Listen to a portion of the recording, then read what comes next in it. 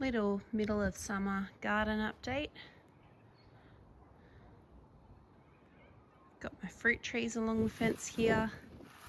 Lawn, which is looking incredibly lush given that I haven't really watered it all that much in the past couple of weeks. Got my fruit trees here. So this Santa Rosa plum was the second of my fruit trees to ripen. One of the things I did when I first planned out which fruit trees I wanted was to choose varieties that had fruits that ripened at different times of year. So I've got an apricot in the front yard and that one ripened in November. This Santa Rosa plum, I was getting plums in December.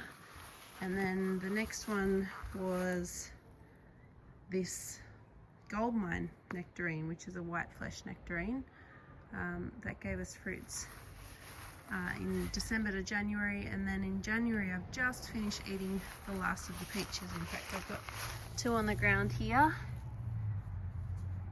One's got a little bit of mold on it. We had some really humid and wet days the last few days, and then this one has had some ants and a little bird had a go at it. I've just taken the net off, but you know, you share your fruit. That's the good thing, really. The good thing and the bad thing about growing your own fruit. You do have to share it with wildlife sometimes, but you just know when I spot an insect on it, I think, well, I'd rather share that with an insect, you know, flick the insect off, of course, but share that with an insect than have pesticides and things like that. So it's just one of the side effects of growing fruit that you grow yourself, that you're not spraying, is sometimes you get a bit of bird and bug damage. The pears are looking really nice. I've got two little nashy pears up here. Oh, one nashy pear, I guess. This one's actually quite soft.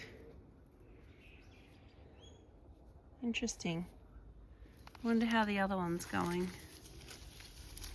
Might just give it a squeeze. It's nice and firm. Just had a little taste. It's definitely not quite right, but it's still tasty. But it's kind of hard, but also soft at the same time. So, you know, something's happened there. It's only in its third year, this pear tree, so I didn't really expect anything from it from the first few years. So this is just a little bonus snack. In this herb bed I've got chives, lots and lots of chives, spring onions, and then the beans, which look nice but have been somewhat of a disappointment.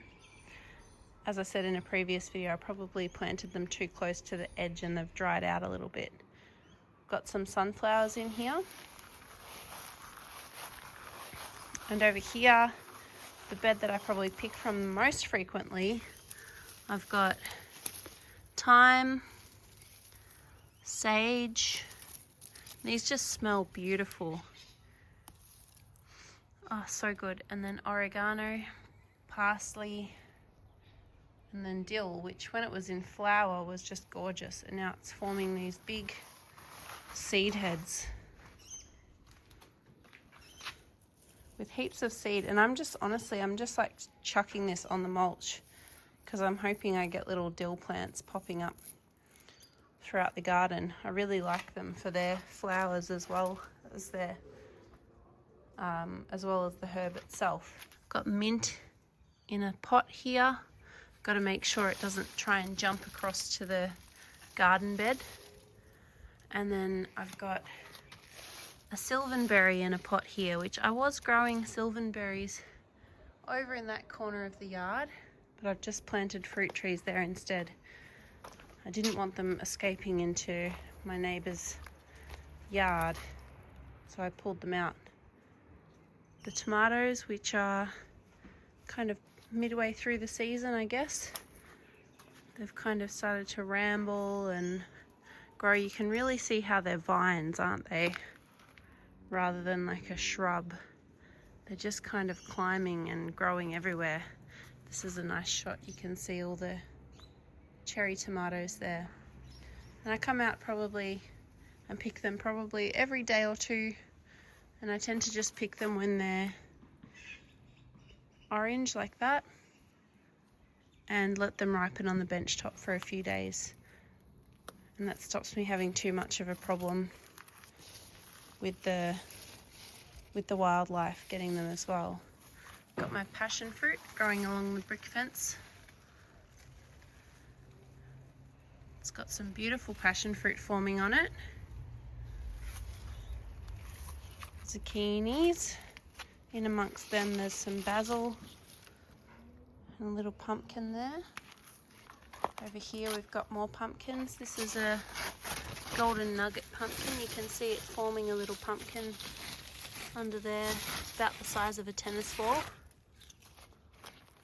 More tomatoes, another pumpkin, some capsicums here.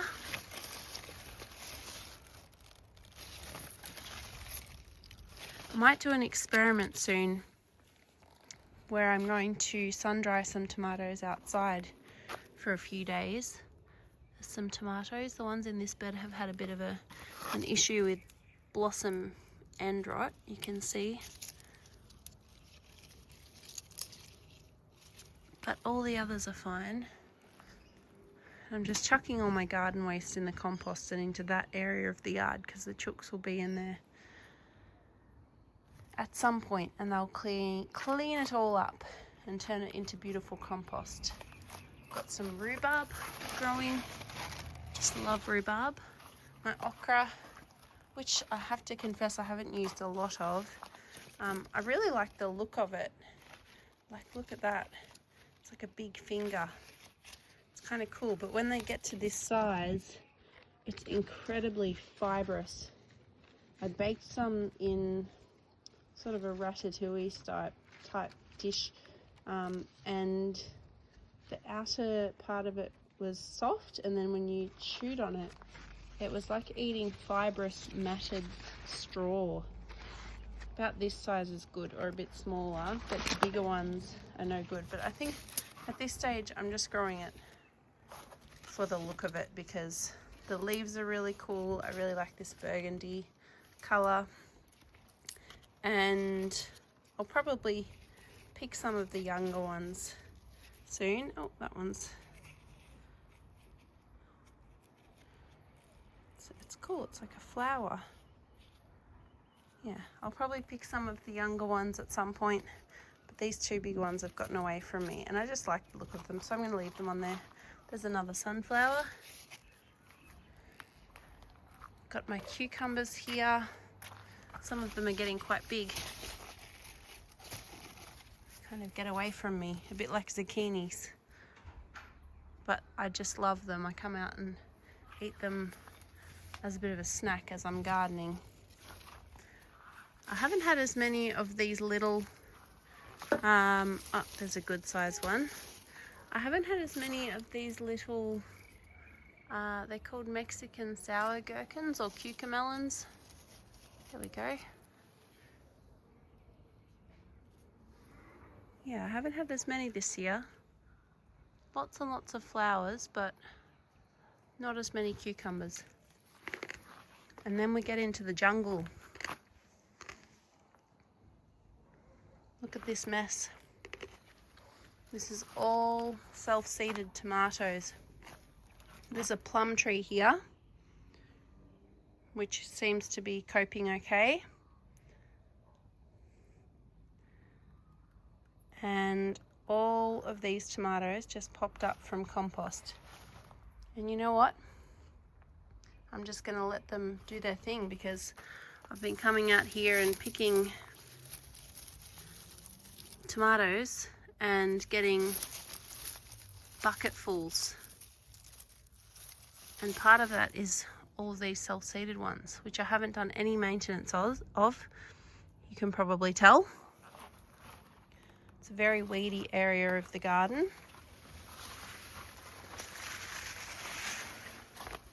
Got another quince tree which I planted here recently.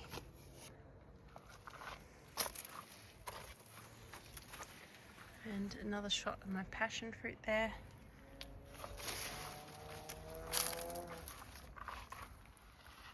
Oh, here we go. This is what happens if you let your zucchinis stay on the plant for too long.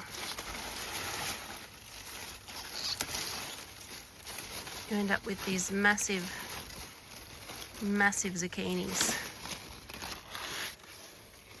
If you've got any ideas on what I can do with this, let me know. I used to quite like these as a kid. Mum would fill them up with mince and onions and bake them whole, and it was a bit of a novelty. But yeah, let me know what you would do with a giant zucchini. Got some kale, been using this. It's just been beautiful, the Cavallonero Tuscan kale, and lots of basil, which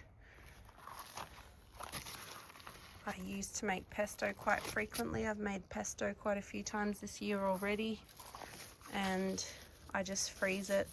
If I'm not using it all fresh, I just freeze it into ice cube trays, and then I have it all through winter as well. Anyway, that's my garden. I hope you've enjoyed this little tour, and happy gardening.